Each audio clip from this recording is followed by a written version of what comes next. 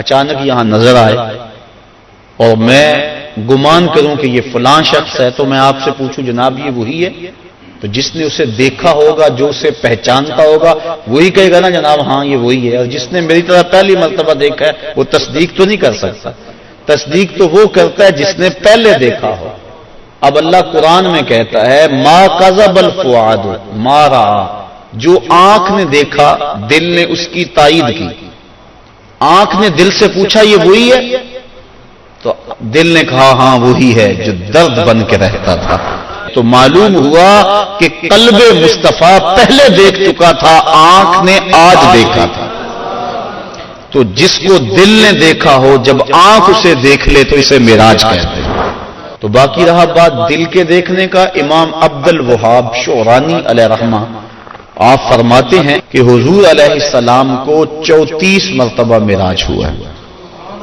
33 مرتبہ حضور کو قلبی اور روحانی معراج ہوا ہے، اور 1 مرتبہ سر کی آنکھوں سے اپنے رب کو دیکھا ہے۔ تو دل تو پہلے بھی جلوے پا چکا تھا، دل کو پہلے بھی انوار کی دولت ملی تھی، اور آنکھ نے آج پہلی بار دیکھا تھا۔ تو جو دل میں ہو جب سامنے آ جائے تو اسے معراج کہتے ہیں۔ تو ما کذب الفؤاد ما رأى، آنکھ نے جو دیکھا پھر دل نے اس کی تائید کر دی، تصدیق کر دی، تردید نہیں کی۔ اس پر علماء کی ابحاث ہیں، گفتگو ہے۔ حضرت امام احمد بن حنبل سے کسی نے پوچھا کیا لیلۃ المعراج کو محبوب علیہ السلام نے اپنے رب کو دیکھا؟ آپ نے فرمایا رآہ رآہ رآہ حتی انقطع نفسہ، آپ نے فرمایا ہاں دیکھا ہاں دیکھا، اتنی بار یہ لفظ کہے کہ آپ کی سانس ٹوٹ گئی۔ کہا وہ گئے دیکھنے تھے اور دیکھ کر آئے تھے۔ اور اللہ تعالیٰ جل شانہ نے سورہ نجم کے اندر اس بات کو بڑی تفصیل کے ساتھ بیان فرما دیا کہ ارشاد فرمایا ما کذب الفؤاد ما رأى، جو آنکھ نے دیکھا دل نے اس کی تصدیق کی۔ افتمارونہ علی ما یری، تو کیا تم ان سے ان کے دیکھے ہوئے پر جھگڑتے ہو، تم بحث کرتے ہو ان کے دیکھے ہوئے پہ؟ آگے سنیے ذرا قرآن نے کیا کہا، وَلَقَدْ رَآهُ نَزْلَةً أُخْرَى، اچھا پھر سنو، اس نے 1 بار نہیں 2 بار دیکھا۔ تم ان کے دیکھے پہ جھگڑتے ہو کہ دیکھا کہ نہیں دیکھا؟ افتمارونہ، کیا تم ان سے بحث کرتے ہو؟ الا، اس بات پر، ما یری، انہوں نے جو دیکھا، کہا وَلَقَدْ رَآهُ نَزْلَةً أُخْرَى، تو انہوں نے 2 مرتبہ دیکھا۔ اللہ اکبر۔ اور پھر آگے چل کے ارشاد فرمایا ما زاغ البصر وما طغى، اور ایسا دیکھا کہ آنکھ بھی نہیں جھپکی، آنکھ بھی نہیں جھپکی، نہ آنکھ جھپکی نہ حد سے بڑی۔ جب بندہ سورج کو دیکھتا ہے تو نظر چندھیا جاتی ہے اور دیکھ نہیں پاتا۔ حضرت موسیٰ علیہ السلام جلال خداوندی کی تاب نہ لا سکے، خرّ موسیٰ صاعقہ، قرآن نے کہا زمین پہ بے ہوشی ہوئی اور تشریف لے آئے، اور جب سر اٹھایا اٹھے انی تبت الیک کے نغمے گانے لگے۔ لیکن یہاں کیا ہے، آنکھ بھی نہیں جھپکی، اور آنکھ میں طغیانی اور سرکشی بھی نہیں آئی۔ یہ کون کہہ رہا ہے؟ مالک کہہ رہا ہے کہ ایسا دیکھا کہ آنکھ بھی نہیں جھپکتا، نہ حد سے بڑھتی ہے آنکھ اور نہ آنکھ چندھیاتی ہے۔ دنیا پہ ضابطہ یہ ہے کہ جب کسی منظر کو کوئی ناظر دیکھے تو ناظر منظر کی تعریف کرتا ہے۔ گرمیوں میں آپ شمالی علاقہ جات میں نکل جاتے ہیں، وادی کیلاش میں چلے جاتے ہیں، سواد، کاغان، کتنی خوبصورت وادیاں اللہ نے پاکستان کو عطا فرمائی ہیں۔ وہاں آپ جاتے ہیں، جب واپس پلٹتے ہیں تو دوستوں کے سامنے منظر کشی کرتے ہیں کہ پہاڑوں سے اترتی ہوئی آبشاریں، گنگناتی ہوئی ندیاں، اور درختوں کی وہ قطاریں پریوں کی صورت کے اندر پہاڑوں پہ موجود تھی۔ برف پوش وادیوں کا بھی تذکرہ کرتے ہیں، اٹکیلیاں کرتے ہوئے دریاؤں کے پانیوں کا تذکرہ کرتے ہیں۔ آپ پلٹ کے آ کے منظر نگاری کرتے ہیں کہ حد ہو گئی، کیسا حسن تھا۔ علامہ اقبال علیہ رحمہ جب ان علاقوں میں گئے، کشمیر کے علاقوں میں، تو انہوں نے آ کر کہا من خدارا آنجا دیدم بے حجاب، لوگوں میں اس کو وہاں بے حجاب دیکھ کر آیا ہوں۔ اللہ اکبر۔ تو وہ کیسا منظر ہے، بندہ دیکھتا ہے تو دیکھنے والا منظر نگاری کرتا ہے۔ لیکن دنیا کا ضابطہ یہاں یہی رہا ہے کہ ناظر منظر کی تعریف کرتا ہے، واہ واہ کیسا منظر تھا، نظر کہتی ہے واہ واہ کیسا منظر تھا، لیکن پہلی مرتبہ ایسا ہوا جب نگاہ مصطفیٰ نے جمال خدا کو دیکھا تو منظر پکار اٹھا، ما زاغ البصر وما طغى، واہ واہ کیسی آنکھ ہے، نہ بھٹکتی ہے نہ بہکتی ہے۔ اللہ اکبر۔ تو منظر نے پہلی مرتبہ نظر کی تعریف فرمائی، تو ایسا دیکھا کہ ایسا کسی نے نہیں دیکھا ہوگا جیسا مصطفیٰ نے دیکھا۔ اللہ تعالیٰ نے اپنے محبوب علیہ السلام کو فرمایا، یا محمد انت وانا وما سوا ذالک خلقت لاجلک، محبوب ایک تو ہے ایک میں ہوں، اور اس کے علاوہ جو کچھ ہے میں نے تیرے لیے پیدا کیا۔ تو حضور علیہ السلام نے جواباً عرض کی، اللہم انت وانا وما سوا ذالک ترکتہ لاجلک، مالک ایک تو ہے ایک میں ہوں، اور اس کے علاوہ جو کچھ تو نے میرے لیے پیدا کیا سب کچھ تیرے لیے چھوڑ آیا ہوں۔ اللہ تعالیٰ نے اپنے محبوب کو بہت کچھ دیا، جھولیاں بھر دی، ہماری عقلیں احاطہ نہیں کر سکتی۔ امام حقی لکھتے ہیں 70,000 اسرار تھے، 70,000 رموز اور 70,000 حکایتیں، بہت کچھ عطا کرنے کے بعد فرمایا محبوب یہ تو میں نے تجھے اپنی مرضی سے دیا، اب تو بتا تیری چاہت کیا ہے۔ بیما اشرفک یا احمد صلی اللہ علیہ وسلم، اس کو امام غازی نے بھی لکھا، ملا جیون تفسیرات احمدیہ میں لکھتے ہیں، باقی لوگوں نے بھی اس کو لکھا، کہا بیما اشرفک یا احمد، اے محبوب بتا تجھے کیا عطا کروں، تیری اپنی چاہت اور ڈیمانڈ کیا ہے۔ اب 1 منٹ کے لیے میں آپ کو اختیار دے دوں، مجھے اختیار دیا جائے کہ مانگو کیا مانگنا ہے، تو ہمارے سوال سے ہماری ذہنی اپروچ کی خبر ہو جائے گی، کس کی سوچ کتنی بلند ہے، کیا مانگتا ہے۔ کسی کے سوال سے اس کے اندر کی کیفیت سمجھ میں آ جاتی ہے، کسی کی عظمت کا اندازہ کرنا ہو تو اس کے سوال سے اندازہ کیا جا سکتا ہے۔ اب اللہ نے اپنے محبوب کو اختیار دیا کہ محبوب مانگ کیا مانگتا ہے۔ اب دیکھیے حضور کا انتخاب کہ حضور نے کیا مانگا، جب کہا بیما اشرفک، تجھے کس چیز سے نوازوں، تو عرض کی بنسبتی الیک شرفنی بالعبودیہ، اے اللہ ساری زندگی میں نے کہا کہ تو میرا رب ہے، سجدوں میں، قیام میں، رکوع میں، بدر کی وادی میں پتھر کھانے کھائے، اور میں نے کہا کہ تو میرا رب ہے، مطاف میں، حتیم میں، کعبۃ اللہ میں، سین حرم میں، ہر جگہ میں نے کہا کہ تو میرا رب ہے، آج تو بھی تو کہہ دے کہ تو میرا بندہ ہے۔ بنسبتی الیک شرفنی بالعبودیہ، آج تو مجھے بندہ کہہ کے پکار دے۔ تو اللہ تعالیٰ نے اپنے محبوب علیہ السلام کو معراج کے واقعہ میں جہاں بھی پکارا عبد کہہ کے، سبحان الذی اسری بعبدہ فاوحی الی عبدہ ما اوحی، اور پھر 50 نمازوں کا تحفہ دے کر حضور علیہ السلام کو روانہ کیا۔ تفصیلات بہت ساری ہیں، اختصار کے ساتھ اپنے مضمون کی طرف آ رہا ہوں۔ حضرت موسیٰ علیہ السلام چھٹے آسمان پہ ملے اور کہا کیا ملا، بتلایا کہ 50 نمازیں ملی ہیں، اور جنابت پر 7 مرتبہ غسل کرنا ملا ہے، کسی کپڑے کو نجات لگ جائے تو 7 بار اس کو دھونا اور اس سے وہ پاک ہو جائے گا، مجھے یہ ملا ہے۔ اللہ کی بارگاہ میں حاضر ہوا اور یہ تحائف لے کر پلٹا ہوں۔ تو حضرت موسیٰ علیہ السلام نے کہا کہ آپ کی امت اتنا بوجھ برداشت نہیں کر سکتی، چونکہ میں بنی اسرائیل کا تجربہ رکھتا ہوں، یہ 50 نمازیں نہیں پڑھیں گے۔ اللہ کی بارگاہ میں جائیں اور تخفیف کی درخواست کریں۔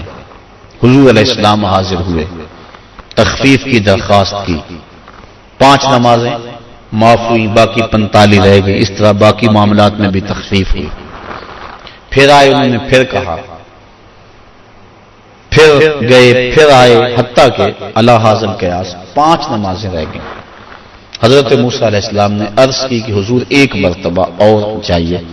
فرمایا مجھے اب اپنے رب سے حیا آتی، چونکہ عادت باری تعالیٰ یہ تھی کہ ہر بار 5 نمازیں معاف ہوتی تھی، اب رہ ہی 5 گئی تھی، اب جاتے تو اللہ یہ بھی رخصت دے دیتا، جو 50 سے 5 کر سکتا ہے وہ 5 میں بھی تخفیف فرما سکتا تھا، لیکن کہا اب مجھے اپنے رب سے حیا آتی ہے۔ اب اس پر 2-3 باتیں، ایک یہ کہ اللہ کے علم میں بلا نہیں تھا کہ بالآخر 5 نمازیں رہ جانی، پتا تھا نا اللہ کو بالآخر 5 رہ جانی، تو اللہ دیتا ہی 5۔ پہلے 50 دی، پھر گئے، پھر 5 معاف کی، پھر گئے، حتیٰ کہ 9 مرتبہ جانا ہوا اور پھر 5 رہ گئی۔ اللہ تعالیٰ کا علم بڑا وسیع ہے اور اللہ تعالیٰ کا علم قدیم ہے اور حادث نہیں، تو اس کو پتا تھا کہ بالآخر 5 نمازیں رہ جانی ہیں، وہ عطا ہی 5 کرتا، لیکن اگر وہ 5 دیتا لوگوں کو عظمت مصطفیٰ کا علم کیسے ہوتا؟ اللہ کے ہاں جو محبوب علیہ السلام کی محبوبیت ہے اس کا پتہ کیسے چلتا؟ اور دوسری بات، لا تبدیل لکلمات اللہ، اللہ کی باتیں تبدیل، اور یہاں بظاہر 9 مرتبہ تبدیلی آئی ہے۔ کتنی مرتبہ؟ تو اللہ تو فرماتے میری باتیں تبدیل نہیں ہوتی، یہاں 9 مرتبہ تبدیلی آئی، تو اللہ تعالیٰ نے دوسرا ضابطہ دے دیا، من جاء بالحسنۃ فلہ عشر امثالھا، جو ایک نیکی کرے 10 کا ثواب دوں گا۔ اللہ کی باتیں نہیں بدلتی، تم 5 پڑھو گے ثواب میں 50 کا ہی عطا فرماؤں گا۔ تو یہ جو معراج ہے اس کا جو اہم ترین تحفہ امت کے لیے حضور لے کر آئے وہ نماز کی صورت میں تھا، اور ارشاد فرمایا حبب الی من دنیاکم ثلاث الطیب والنساء وجعلت قرۃ عینی فی الصلاۃ، مجھے تمہاری دنیا سے صرف 3 چیزیں پسند ہیں، خوشبو، منکوحہ عورتیں، اور میری آنکھوں کی ٹھنڈک نماز میں رکھی گئی۔ اور یہ بھی فرمایا الصلاۃ معراج المؤمنین، نماز مومنوں کا معراج ہے۔ اللہ اکبر۔ اور یہ بھی ارشاد فرمایا جس نے نماز قائم کی اس نے دین کو قائم کیا، جس نے نماز گرا دی اس نے دین گرا دیا۔ اور صحابہ فرماتے ہیں ہم مومن اور کافر کے درمیان فرق نماز سے کرتے تھے، جو نماز پڑھتا ہم سمجھتے مومن ہے تبھی تو پڑھتا، اور جو نماز نہ پڑھتا ہم سمجھتے کافر ہے تبھی نہیں پڑھتا۔ اور کل قیامت کے دن اللہ تعالیٰ سب کو ارشاد فرمائے گا کہ مجھے سجدہ کرو۔ آج کوئی کرتا ہے یا نہیں کرتا، کل تو چاہے گا، لیکن جو نماز نہیں پڑھتا ہوگا باوجود آرزو رکھنے کے اس کی کمر اکڑ جائے گی اور وہ اللہ کو سجدہ نہیں کر سکے گا۔ اور پھر جس صف میں دشمنان خدا کھڑے ہوں گے، فرعون، حامان، ابی بن خلف، بے نمازی کو صف میں کھڑا کر دیا جائے گا۔ ہم میں سے کیا کوئی گوارا کرتا ہے کہ فرعون کے کندھے سے کندھا جوڑ کے کھڑا ہو جائے اور اس صف پر لعنتیں برس رہی ہوں گی جس صف میں یہ لوگ کھڑے ہوں گے؟ تو اگر ہم اس کو گوارا نہیں کرتے، اور کبھی بھی ایک مومن گوارا نہیں کرتا کہ دشمنان خدا کے ساتھ کھڑا ہو، تو پھر اگر ہم نماز نہیں پڑھتے تو ہمیں توبہ کر کے پچھلی بھی نمازیں پڑھنی چاہیے، قضا کرنی چاہیے، اور آئندہ ہمیں قصد کر لینا چاہیے کہ آج کے بعد نماز نہیں چھوڑیں گے۔ حضرت ابو ذر غفاری رضی اللہ تعالی عنہ کے ساتھ حضرت عثمان رضی اللہ تعالی عنہ تھے۔ ایک تو حضرت عثمان بن عفان ہیں، یہ اور صحابی ہیں۔ کہتے ہیں کہ ہم اکٹھے جا رہے تھے، راستے کے اندر ایک درخت آیا جس کی ایک شاخ لٹک رہی تھی جس کے اوپر زرد پتے تھے۔ حضرت ابو ذر نے ان کو پکڑ کے شاخ کو زور سے جنبش دی، جتنے بھی پتے تھے زرد وہ گر گئے اور شاخ اریاں ہو گئی۔ میں اس منظر کو دیکھ کے محظوظ ہوتا رہا۔ پھر حضرت ابو ذر غفاری میری جانب متوجہ ہوئے اور کہنے لگے اے عثمان، تو نے پوچھا نہیں کہ میں نے اس شاخ کو یوں پکڑ کے جھٹکا کیوں دیا ہے؟ تو کہتے ہیں میں نے کہا اچھا پھر آپ بتا دیں کہ آپ نے شاخ کو جھٹکا کیوں دیا ہے۔ کہا ایک دن میں حضور کے ساتھ جا رہا تھا، راستے میں ایسا ہی ایک درخت آیا اور اس کی شاخ تھی جس پہ زرد پتے تھے، آقا کریم نے اس کو پکڑ کے جنبش دی، پتے یوں ہی جھڑ گئے۔ میں اس منظر کو دیکھ رہا تھا، آقا کریم نے میری طرف دیکھ کر کہا ابو ذر تو نے پوچھا نہیں میں نے شاخ کو جنبش کیوں دی ہے؟ تو میں نے یوں عرض کی حضور آپ بتا دیں کہ آپ نے کیوں جنبش دی؟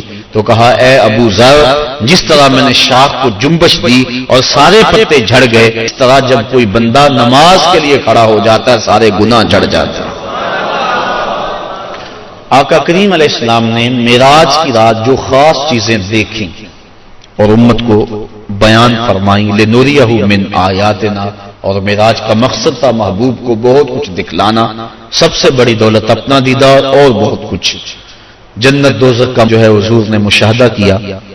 تو حضور نے کچھ لوگوں کو دیکھا کہ ان کے سر پتھر کے ساتھ کچلے جا رہے تھے، اور پھر اس کے بعد پھر وہ ٹھیک ہو جاتے، پھر دوبارہ ان کو کچلا جاتا۔ تو تو جبریل امین سے حضور علیہ السلام نے پوچھا کہ یہ کون لوگ ہیں اور ان کے سر کیوں کچلے جا رہے ہیں؟ تو جناب جبریل امین نے عرض کی کہ حضور یہ وہ لوگ ہیں کہ جن کے سر نماز کی وجہ سے بوجھل رہا کرتے تھے اور آج ان کو یہ سزا دی جا رہی ہے۔ تو نماز سے سروں کا بوجھل رہنا یہ اس قدر کبھی امر ہے کہ قیامت کے دن اس کی سخت سزا ہوگی۔ آپ نے علماء سے سینکڑوں بار یہ سنا، اول ما یحاسب بہ العبد یوم القیامہ الصلاۃ، قیامت کے دن بندے سے سب سے پہلا سوال نماز کا کیا جائے گا، اور اگر پہلا سوال کا جواب ہی نہ آیا اگلی باتیں تو بعد میں ہیں، اس لیے ہمیں قصد کرنا چاہیے کہ آج کے بعد نماز نہیں چھوڑیں گے۔ حضور علیہ السلام نے معراج کی رات ایک شخص کو دیکھا، لکڑیوں کا ایک بہت بڑا گٹھا تھا جس کو اٹھانے کی کوشش کرتا تھا لیکن اس سے وہ اٹھایا نہیں جاتا تھا، بھاری تھا، اس کی طاقت سے زیادہ تھا، لیکن اس کے باوجود وہ دائیں بائیں سے لکڑیاں اس کے اندر شامل کرتا تھا۔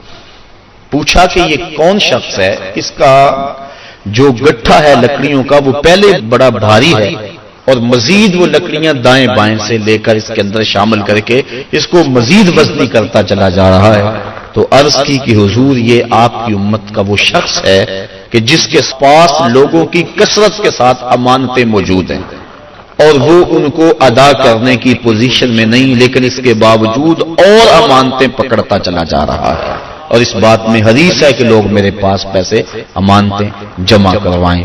تو کل قیامت کے دن اس صورت کے اندر جو ہے وہ اس کی سزا دکھلائی گئی کہ اس گٹھے کو اٹھانے کی کوشش کرتا ہے، اور ایک روایت میں آتا ہے کہ کل قیامت کے دن جس شخص نے لوگوں کی امانتیں دینا ہوں گی تو اس کو لوگ پکڑیں گے اور کہیں گے ہماری امانتیں واپس کر، وہ کہے گا اب اس وقت تو میرے پاس کچھ نہیں ہے۔ اسے فرمایا جائے گا کہ جو ان لوگوں کی امانتیں تیرے پاس ہیں وہ ایک جگہ رکھی ہوئی ہیں، اگر تو ان کو وہاں سے لا کر کے دے دے تو تیری جان چھوڑ سکتی ہے۔ تو وہ کہے گا کہ کہاں ہیں؟ تو اس کو جہنم کے دروازے پہ لے جایا جائے گا اور پھر کہا جائے گا اس جہنم میں اتر، اس کے پیندے میں امانتیں رکھی ہیں اور وہ نکال کے ان لوگوں کو دے۔ اور حدیث کی روح سے جہنم کی جو گہرائی ہے وہ 70 سال لگتے ہیں اس کی تہہ تک پہنچنے میں۔ آقا کریم تشریف فرما تھے کہ ایک دھماکے کی آواز آئی، پوچھا صحابہ اس آواز کو سنا؟ عرض کی ہاں۔ فرمایا کہ یہ آواز کیسی ہے؟ اللہ و رسولہ عالم۔ عرض کی اللہ اس کا رسول جانتا ہے۔ فرمایا 70 سال قبل جہنم میں ایک پتھر پھینکا تھا، اب وہ پیندے پہ گرا ہے، یہ اس کے گرنے کی آواز ہے۔ تو 70 سال جاتے ہوئے لگتے ہیں اور 70 سال آتے ہوئے لگتے ہیں۔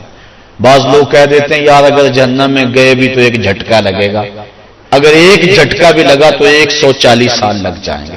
فما اصبرهم علی النار، لوگوں کا آگ پر کتنا بڑا حوصلہ ہے کہ وہ ایسی باتیں کر جاتے ہیں۔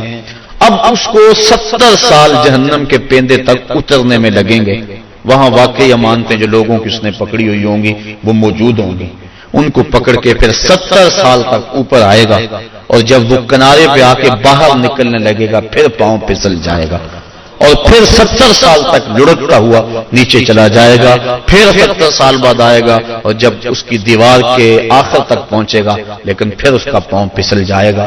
لوگوں کی امانتیں ہڑپ کرنے والے کو قیامت کے دن یہ سزا دی جائے گی۔ میں اور آپ اتنا بوجھ اٹھائیں جتنا ہم اٹھا سکتے ہیں، اور ہمیں دیکھیں کہ ہم ہمارے ذمے جو ہے وہ کسی کا غصب کیا ہوا، کسی سے رشوت میں لیا ہوا، اور کسی کی مجبوری سے فائدہ حاصل کر کے اس سے مال لیا ہوا، اور دیوار رکھتے ہوئے ہم سائے کے 2 انچ دبائے ہوئے ہم سب کچھ دیکھ سکتے ہیں اور اپنے مستقبل کی منصوبہ بندی کر سکتے ہیں۔ حضور علیہ السلام آگے گئے تو آقا کریم نے دیکھا کہ کچھ عورتیں ہیں کہ جو چھاتیوں کے بل لٹکائی گئی۔ فرمایا کہ یہ کون سی خواتین ہیں؟ تو عرض کی کہ حضور آپ کی امت کی یہ وہ عورتیں ہیں جو زنا کیا کرتی تھیں اور آج ان کو یہ سزا دی جا رہی ہے۔ اس سے آگے بڑھے تو دیکھا کہ کچھ لوگوں کے سامنے خوشبودار اور چھوٹے چھوٹے ٹکڑے گوشت کے پڑے ہوئے ہیں لیکن وہ اس کو نہیں کھا رہے۔ آگے بدبودار اور متعفن کھانا پڑا ہوا ہے، گوشت پڑا ہوا ہے، وہ اس کو کھا رہے ہیں۔ پوچھا کہ یہ کون لوگ ہیں؟ تو جبریل نے عرض کی کہ آپ کی امت کے یہ وہ لوگ ہیں کہ جن کو حلال بیویاں میسر تھی، لیکن اس کے باوجود وہ بازاری عورتوں سے اپنا منہ کالا کیا کرتے تھے۔ تو کل قیامت کے دن ان کو سخت سزا دی جائے گی۔ آگے بڑھے تو حضور علیہ السلام نے دیکھا کہ کچھ لوگ ہیں کہ جن کے پیٹ بہت بڑے ہیں اور ان کے اندر سانپ ہیں، تو وہ کھڑے ہوتے ہیں لیکن پیٹ کا بہت بڑا ہونا ان کو کھڑا نہیں ہونے دیتا، پھر گر جاتے ہیں۔ پوچھا کہ یہ کون لوگ ہیں؟ تو بتلایا گیا کہ یہ وہ لوگ ہیں جو سود کھایا کرتے تھے۔ سود کی حرمت قرآن مجید میں بڑی وضاحت کے ساتھ آئی اور فرمایا سود لینے والا، حضور نے ارشاد فرمایا سود دینے والا، سود کی رقم پہ گواہ بننے والا اور سود کی رقم کے معاملے کو لکھنے والا گناہ میں برابر کے شریک ہے۔ تو اس لیے ہمیں ان چیزوں سے بچنا چاہیے۔ ایک حدیث میں آیا، آقا کریم نے ارشاد فرمایا، حضرت علی المرتضیٰ سے روایت ہے، فرمایا 7 اشخاص ایسے ہیں جب تم انہیں قبر میں دفن کر کے آتے ہو تو ان کے رخ قبلے سے پھیر دیے جاتے ہیں، اور ساتھ فرمایا فَاذْهَبُوا وَانْبُشُوا قُبُورَهُمْ فَإِن لَّمْ تَجِدُوا هَٰكَذَا مَا قُلْتُ لَكُمْ فَهُوَ بَاطِلٌ، کہا جاؤ جا کے قبریں اکھیڑ کے دیکھ لو، اگر ایسا نہ پاؤ جیسا میں کہہ رہا ہوں تو آ کے کہہ دینا کہ غلط کہا تھا۔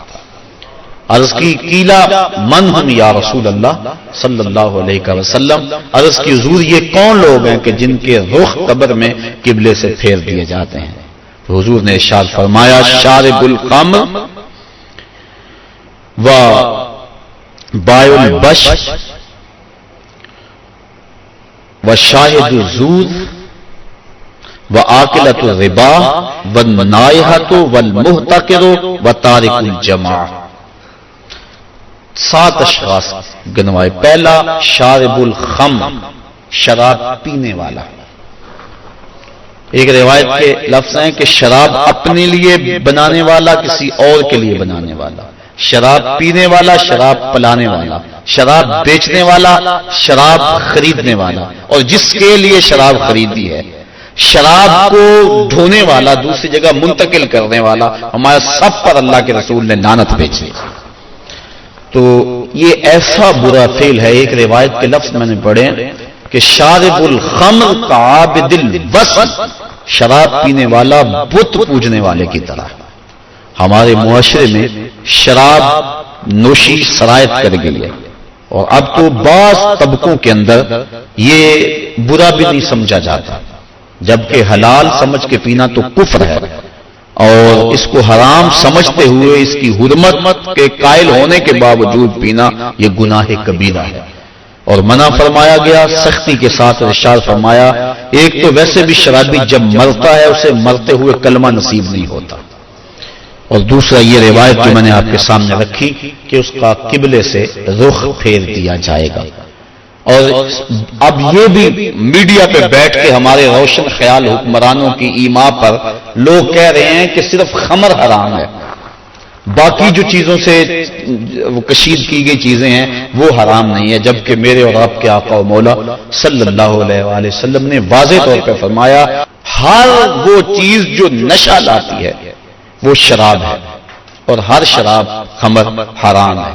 تو وہ نشہ چاہے کوئی بھی چیز لانے والی ہو اس کو شریعت نے واضح طور پہ حرام کر دیا۔ یہ دوسرا بائع البش، جن کے رخ جو ہیں وہ قبلے سے پھیر دیے جائیں گے، تو فرمایا ان میں سے بردہ فروشی کرنے والا، انسانوں کی خرید و فروخت کرنے والا۔ اب دنیا پہ یہ اس انداز سے غلامی کا انداز تو نہیں ہے، لیکن اعضاء انسانیہ کو اب بھی لوگ فروخت کر رہے ہیں۔ آپ روزانہ اخبارات میں پڑھتے ہیں کہ گردہ فروشی کا کاروبار اور مختلف اعضاء بدنیہ کا کاروبار، تو یہ دوسرے وہ شخص جو انسان یا انسان کے کسی عضو کا کاروبار کرتے ہیں، کل جب وہ مریں گے تو ان کا رخ قبلے سے پھیر دیا جائے گا۔ تیسرا ارشاد فرمایا وشاہد الزور، اور جھوٹی گواہی دینے والا۔ بلکہ ایک روایت میں آقا کریم نے فرمایا میں تمہیں بڑے بڑے گناہوں کی خبر نہ دے دوں؟ الا انبئکم باکبر الکبائر، بڑے بڑے گناہوں کی خبر نہ دے دوں؟ صحابہ نے عرض کی ہاں حضور آپ ارشاد فرمائیں۔ فرمایا الاشراک باللہ و عقوق الوالدین، الا وقول الزور، اور ایک فرمایا وشہادت الزور. یہ مختلف اقوال ہیں احادیث میں، مختلف احادیث میں. تو شہادت الزور، جھوٹی گواہی کو حضور علیہ السلام نے جو ہے وہ اکبر الکبائر میں شمار کیا. اور چوتھا فرمایا سود کھانے والے، سود لینا، سود دینا، سود لکھنا، اس کی رقم پر گواہ بننا، ان وزر میں فرمایا چاروں برابر ہیں. اور ایک روایت ہے صحاح کی، ارشاد فرمایا کہ سود کے گناہ کے 70 درجے ہیں اور کم سے کم درجہ اپنی ماں سے زنا کرنا ہے. اب میں اور آپ دیکھیں اور اپنی زندگی کی راہ کو درست کریں. آگے فرمایا والنائحات، نوحہ کرنے والی عورتیں جب قبر میں جائیں گی تو ان کا رخ پھیر دیا جائے گا. جب کوئی شخص فوت ہو جاتا ہے تو صبر کا حکم ہے. آنکھوں کا غم اور دل کا غم رحمان کی طرف سے، ہاتھوں کا اور زبان کا غم شیطان کی طرف سے. فرمایا لیس منا من ضرب الخدود وشق الجیوب ودعا بدعوی الجاہلیہ، جس نے گریبان نوچے، اپنے منہ پہ تھپڑ مارے اور جہلوں جیسی باتیں کی. فرمایا ہمارے سے اس کا کوئی تعلق نہیں ہے. تو دل غم زدہ ہو، آنکھوں سے روئیں، اس شریعت نے منع نہیں کیا. لیکن واویلا کرنا، کوئی کہہ رہا اللہ تجھے ترس نہ آیا، کوئی کچھ بول رہا ہے معاذ اللہ، یہ کفریہ کلمات ہیں. تو فرمایا نوحے کرنے والے کل جب مریں گے تو ارشاد فرمایا کہ وہ عورت جو نوحے کرتی ہے قبر سے اس کا رخ قبلے سے پھیر دیا جائے. والمحتکر، اور چھٹا شخص جو ذخیرہ اندوزی کرتا ہے.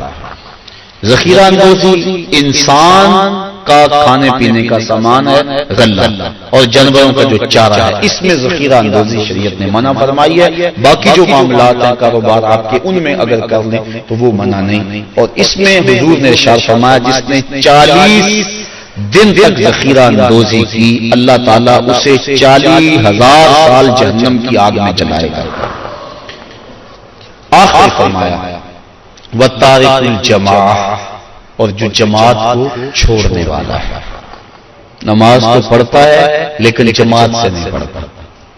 حضرت محمد بن سماعہ ایک بزرگ ہیں، امام محمد بن حسن الشیبانی کے شاگرد، اور امام محمد بن حسن الشیبانی امام اعظم کے شاگرد. محمد بن سماعہ کہتے ہیں 103 سال عمر پائی.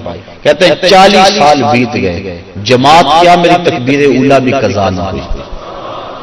میری والدہ کا انتقال ہو گیا، بس مصروفیت ایسی ہوئی، صدمہ ایسا پڑا کہ میں مسجد میں آیا، سلام پھر گیا تھا، جماعت ہو چکی تھی. بڑا پریشان ہوا کہ زندگی میں کبھی کوئی تکبیر اولیٰ بھی نہیں رہی، آج جماعت بھی جاتی رہی. پھر میں نے سوچا ایک نماز جو جماعت سے پڑھی جائے، منفرد پڑھنے والی 25 نمازوں کے برابر ہے، ایک روایت میں 27 نمازوں کے برابر ہے. چلو میں اس نماز کو 25 بار پڑھ لیتا ہوں. کہتے ہیں میں کھڑا ہو گیا اور اس نماز کو، ان فرائض کو میں نے 25 بار پڑھا. اور جب 25ویں بار پڑھ رہا تھا تو ہاتھ سے آواز آئی، اے محمد بن سماعہ تم نے نماز تو 25 مرتبہ پڑھ لی، لیکن جب امام ولدالضالین کہتا ہے اور اس کے ساتھ فرشتے آمین کہتے ہیں، وہ آمین کہاں سے لاؤ گا؟ تو کہتے ہیں میں پریشان ہوا کہ میں 25 چھوڑ کے 25,000 مرتبہ بھی پڑھوں لیکن جماعت کی فضیلت نہیں پا سکتا. تو فرمایا وَتَارِكُ الْجَمَاعَةِ، اور جماعت کو ترک کرنے والا. حضور علیہ السلام نے ارشاد فرمایا کہ پھر میں آگے بڑھا تو میں نے کچھ لوگوں کو دیکھا کہ ان کی زبانیں لوہے کی کینچیوں سے کاٹی جا رہی تھی. میں نے جبریل امین سے پوچھا کہ یہ لوگ کون ہیں کہ جن کی زبانیں لوہے کی کینچیوں سے کاٹی جا رہی ہیں؟ جبریل نے عرض کی کہ حضور یہ آپ کی امت کے وہ فتنہ پرور خطیب ہیں جو کہتے کچھ اور تھے کرتے کچھ اور تھے. ہؤلاء خطباء الفتنہ، یہ فتنہ پرور خطیب ہیں جن کی زبان معاشرے میں آگ لگاتی تھی اور زمانے کو کچھ اور کہتے تھے لیکن اپنا عمل اور اپنا کردار ان کا کچھ اور تھا. اس لیے منبر و محراب کے جو وارث ہیں ان کو ایک ایک لفظ جو ہے وہ تول کے بولنا چاہیے، اور اس پر پہلے عمل ہو تو لفظ لوگوں کے دلوں میں اترتے ہیں. تقریر سادہ ہو یا مختصر ہو اس سے کوئی غرض نہیں ہے، لیکن اگر انسان کی گفتگو کے پیچھے اس کے اپنے عمل کی قوت نہیں ہوگی تو چاہے اس کی تقریر سے لوگ لوٹ پوٹ ہو جائیں اور سارا دن دھوم مچی رہ کے حد ہو گئی، لیکن اس کے اثرات روح تک نہیں پہنچیں گے، وہ دماغ تک ہی ٹھہر جائے گی، دل تک نہیں پہنچ پائے گی۔ اس لیے فرمایا یہ آپ کی امت کے وہ فتنہ پرور خطیب ہیں کہ جو زبان سے کچھ اور کہتے ہیں اور ان کا اپنا کردار اور عمل اور ہے۔ انسان جب اپنی زبان کو کھولے تو اپنے عمل کا جائزہ لے لے۔ آپ اور میں بھی جو ہے وہ اپنی زندگی میں اس چیز کو غور کے ساتھ دیکھیں۔ غالباً حضرت باجید بستامی آپ کے پاس ایک بڑھیا آئی اور اس نے کہا کہ میرا جو بیٹا ہے یہ گڑ بہت کھاتا ہے، میٹھا بہت کھاتا ہے، آپ اس کو تاکید کر دیں، کوئی تعویذ لکھ دیں۔ آپ نے فرمایا اس کو کہ اس کو کل لے کر آنا۔ دور دراز کا سفر تھا، پیدل سفر تھے، دوسرے دن وہ تھکی ہاری پھر آئی۔ آپ نے بچے کے سر پہ شفقت کا ہاتھ پھیرا، کہا بیٹا زیادہ مناسب نہیں ہے کسی چیز میں بھی کثرت کرنا، لہذا جو ہے وہ اعتدال سے آگے نہ بڑھو اور زیادہ نہ کھایا کرو۔ تو اتنا کہا اور کہا کہ جائیے، میں نے تاکید کر دی ہے۔ تو مائی نے کہا کہ حضرت کل میں آئی تھی اتنا لمبا سفر کر کے، اگر یہی بات کہنی تھی تو آپ کل ہی کہہ دیتے، اتنا لمبا سفر میں نے دوبارہ کیا۔ میں نے کہا شاید کوئی خاص عمل ہے جو آپ نے کرنا ہے، تو فرمایا کہ اصل بات یہ تھی کہ کل اتفاق سے میں نے خود کھایا ہوا تھا، اس لیے اسے منع کرتا تو شاید میری بات میں اثر نہ ہوتا۔ اب یہ ایک عام اور سادہ سی بات ہے، لیکن ہم اگر اپنے بچوں کو گھر میں تاکید کرتے ہیں نا، بعض کا لوگ کہتے ہیں یہ بچے نماز نہیں پڑھتے، اچھا جی ان کے لیے دعا کر دیں، ہم نہیں پڑھتے چلو یہ تو پڑھیں، تو میں کہا کرتا ہوں یہ کیوں پڑھیں؟ جب تم نہیں پڑھتے تو یہ کیسے پڑھیں؟ ماں باپ کو خود نمونہ بنانا چاہیے۔ اس طرح ہمارے علماء کو، مبلغین ہیں، مشائخ اعظام ہیں، جو بھی ذمہ دار ہے، جو بھی بات 2 4 10 20 50 لوگوں تک بات منتقل کرتا ہے، اس کو خود نمونہ بننا چاہیے۔ صرف یہ تقریر، واعظ، اچھے دار گفتگو اور سے لوگوں سے پیسے بٹور لینا یہ بات نہیں ہے، بلکہ بات جو دل سے نکلتی ہے اثر رکھتی ہے۔ اس لیے ہم بات دل سے کہیں اور جو کہیں اس پر ہمارا پہلے عمل ہو۔